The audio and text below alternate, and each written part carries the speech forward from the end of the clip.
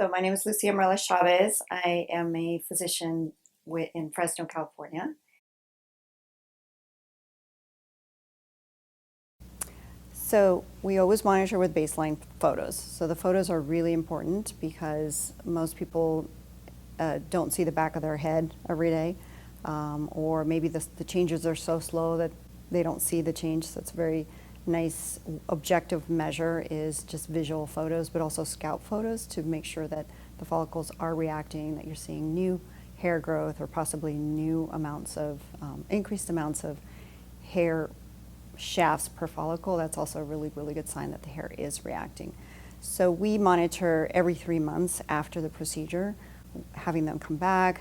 We make sure that they're using the right products, that their hair is really responding. And it's also important for the patient that there may not be improvement immediately after, since hair is so slow to grow. And in fact, they may have a little bit of a hair shock phenomenon.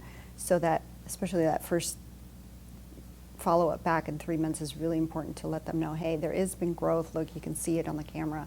You may have experienced a shed, but it is going to grow. And then if they come back at 6 and 9 months, then they see the real progress. So we've seen success up to 85% or 90% of our patients have quite a bit of significant hair growth in their troubled areas.